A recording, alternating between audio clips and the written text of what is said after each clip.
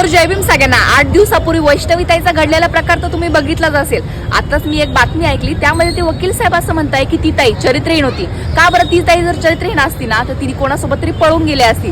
तिने एवढ्या टोकाची भूमिका उचललीच नसती. एक आई स्वतःच्या लेकराला 9 महिने आपल्या पोटात ठेवते आणि जर ती एवढी टोकाची भूमिका उचलते, ते बाळ 9 महिन्याचं झाल्यावरती स्वतःची आत्महत्या करते, तर त्यामागे काही ना काहीतरी ठोस रिझन असल्याशिवाय तर ते करत नाहीये.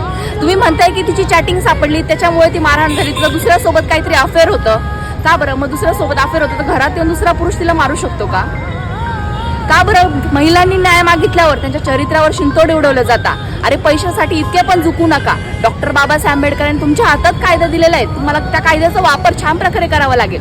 पण तुम्ही जर असं त्या कायद्याचा वापर करत असाल ना, हे वाक्य जर तुम्ही बोलत असाल तर ह्या प्रत्येक स्त्रीच्या चरित्रावरती शिंतोडे उडवण्यासारखं आहे. पैशापुढे एवढं पण झुकू नका. मागे आता